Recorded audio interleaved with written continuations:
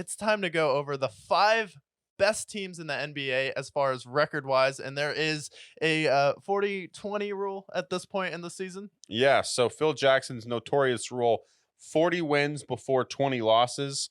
And if you look at the last 30 NBA championships, 27 of the 30 teams had passed the 40-20 rule. Right now, the 5 teams that would be in that bubble would be the Boston Celtics, the Nuggets, the Timberwolves, the Thunder, and I believe the Milwaukee Bucks. Yeah, they didn't quite get it there, but we wanted to at least fill 5 teams in here.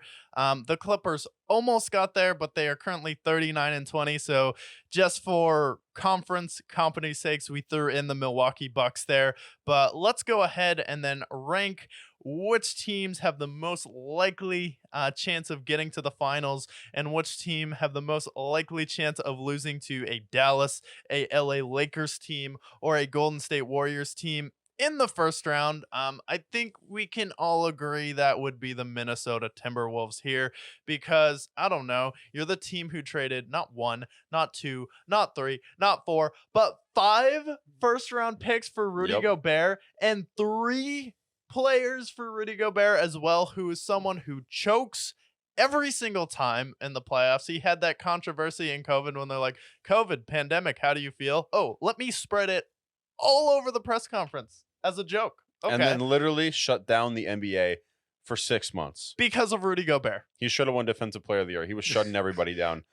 I don't trust the Timberwolves. I never will. We've done segments before on the show about the Timberwolves, whether it's hilariously bad trades like the Rudy Gobert trade, whether it's taking Johnny Flynn and Ricky Rubio over a top 10 player of all time in Steph Curry, whether it's all these other gaffes that they have done in NBA history, the absolutely abysmal Kevin Garnett trade where they traded for Wally Zerbiak. And Al Jefferson. How did that pan out for them?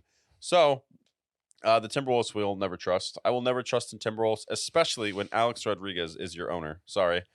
At number 5 of these teams, I would put the Timberwolves at number 5. Yeah, I would put the Timberwolves at number 5 too. You look at their starting point guard. Mike Conley is on that team. Most of you don't know, but yes, Mike Conley still plays basketball. I know we all remember him from Memphis with Zach Randolph, Marcus Gasol, Rudy Gay, and Taurean Prince there. Tony Allen to finish out his career. But you can't forget about the shoot around in the bubble also. Oh, the shoot around in the bubble. Yeah, he was also there. Riveting television. And then, yeah, so you have Mike Conley there. And then Karl Anthony Towns. Where's the dog? The x-rays are in. He did the CAT scan, and they found cats, not dogs, all over Karl Anthony Towns. Well, I do like Anthony Edwards.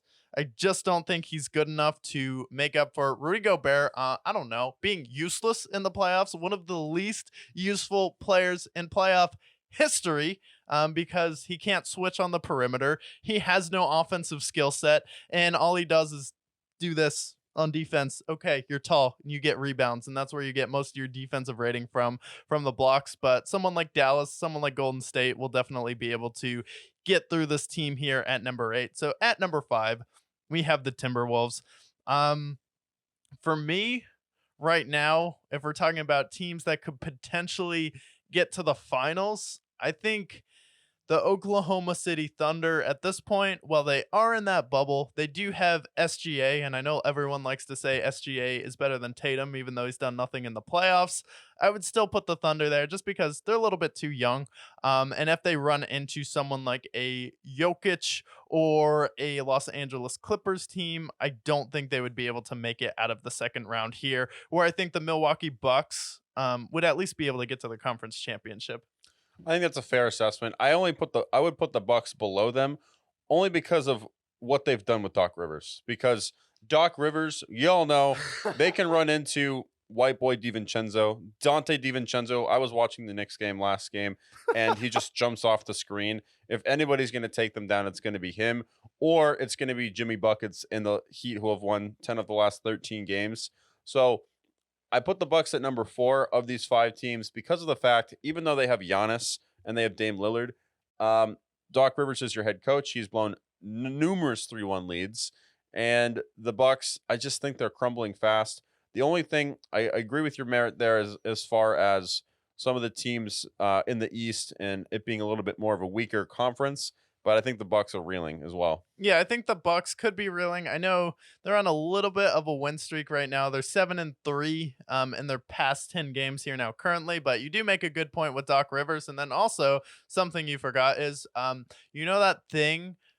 Oh yeah, defense. Yeah, Yes, that's what I was defense. trying to think of. Yeah, so defensively, you have Brooke Lopez, and everyone loves Brooke Lopez. I love Brooke Lopez in the regular season. As far as someone who you want to show up and show out for you in the playoffs, every time they took him off the floor and played small ball, that's really where they excelled versus Boston. Kristaps Porzingis is going to be able to just stand in his way and then also spread the floor, and that's a better fit for Boston than Milwaukee. And then Damian Lillard can't guard Terry Rozier. He can't guard Jimmy Butler on the perimeter. And then Chris Middleton is just a little bit older and he's been banged up in these playoff series. So I can support the Bucks being there, especially because right now, if the playoffs start today, you would play Miami at the 7th seed.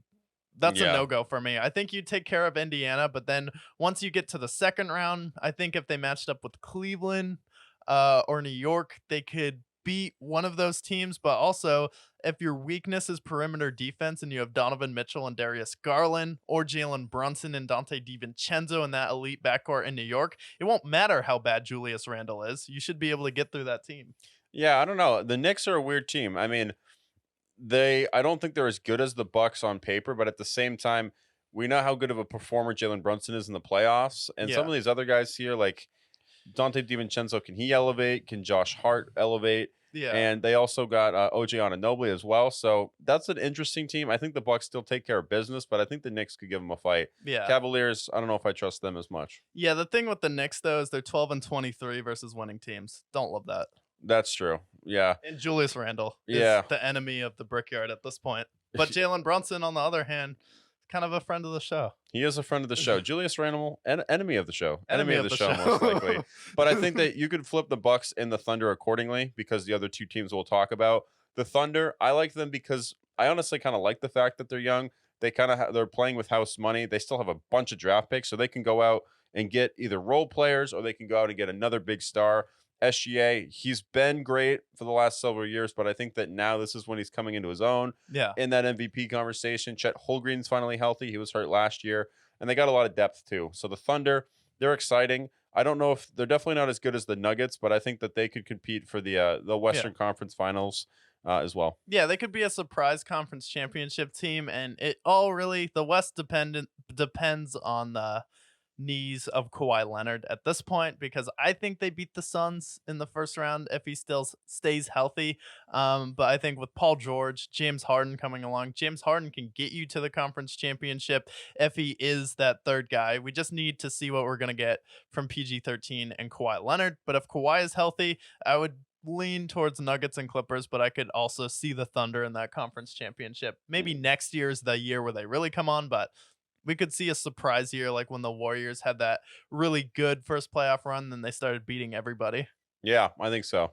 And then number two, even though I don't think that I think they're better than this other team, but I actually put the Nuggets at number two because of because of the West, because they'll have to face a team like the Clippers or face a team like the Thunder or face a team like hell, even there's other teams in the mix that you can mention. Sacramento. Yeah, because Yeah. right now with Denver, they're at the 3 seed right now. They've been hot recently, and I do think Denver is going to finish with that 1 seed with how Jokic has been gearing up towards the end of the season here. They're only a game back, so I think they're going to be the 1 seed. However, in the play-in tournament right now, you have Phoenix, banger, Dallas, banger, Golden State, banger, LA Lakers. Like, this could be the greatest in-season tournament of all time in the West here. Those are like 3 really good teams with elite players that all kind of have a little bit of beef with each other with KD and Kyrie if they face each other. Steph and LeBron, you have that rivalry there. And then you have the second best AD in LA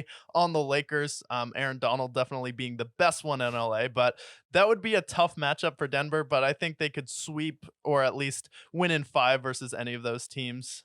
Yeah, I think that they're going to make the NBA Finals for sure. I think they're definitely Yeah. the best team in the West, but I think they have a tougher slate to get to the finals. Whereas a team like the Celtics really the only team that I'm worried about for the Celtics would be the Heat, and Mm. I guess you can throw the Bucks in that hat too, but I don't trust the Bucks after what I've seen the last couple of weeks with them. I know they're kind of getting into their groove now, but Celtics, it seems like in the East, the Celtics are on another level with the rest of them. Yeah. It feels like they're such a bar above. They're the first team in NBA history to win 3 games in a regular season by 50 plus points. They annihilated the Warriors last night. And so that's why I have the Celtics above them, just because I think they are a lock to make it to the finals.